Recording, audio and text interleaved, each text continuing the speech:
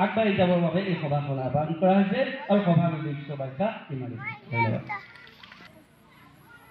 আমাৰ অনুসূচিত জাতিৰ জননেতা হাজৰিকাদেৱ মাননীয় নমস্কাৰ।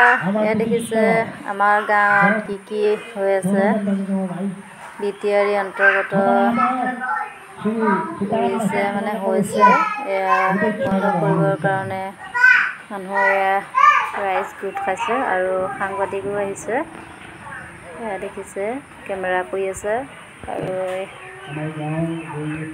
এয়া ৰাইজে আলোচনা মৰ্মে কি কৰে সিদ্ধান্ত কৰিব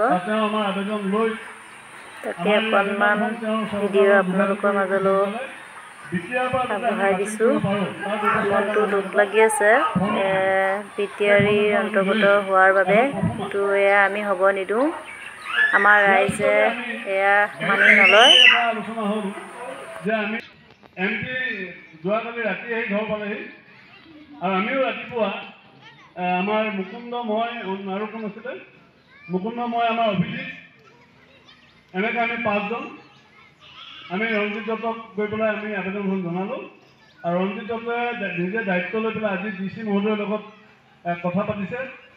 কথা পাতি পেলাই আমি ঠিক অহা সোমবাৰে আমাৰ যি 1008জন ভোটাৰ আছে এই 1008জনৰ ভোটাৰ তালিকা সহ আমাৰ যিখন আবেদন এই আবেদনখন আমাৰ উপায়ুক্ত মহোদয়ৰ জৰিয়তে আমি প্ৰপ'জেলটো আমি দিম আৰু ৰঞ্জিত দত্তই আজি গধূলি আমাক ফোন কৰি জনাব যে আমি ওদালগুৰিৰ পৰা 2জন মেজিষ্ট্ৰেট আনি আমাৰ বিশ্বনাথ চাৰিআলি আমাৰ যি আপত্তি অকল আমাৰ গাঁওখনেই নহয় যে বালিজান গাঁও পঞ্চায়তৰ কেইবাখনো মিচিং গাঁও পৰিছে, বিমাৰীৰ কেইবাখনো গাঁও তাত অন্তৰ্ভুক্ত হৈছে, বিহালী সমষ্টিৰ 2এখন চিডুল কাষ্টৰ গাঁও অন্তৰ্ভুক্ত হৈছে।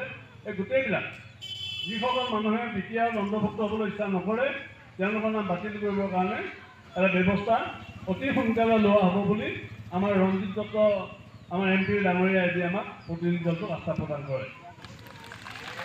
সেইকাৰণে মই আপোনালোক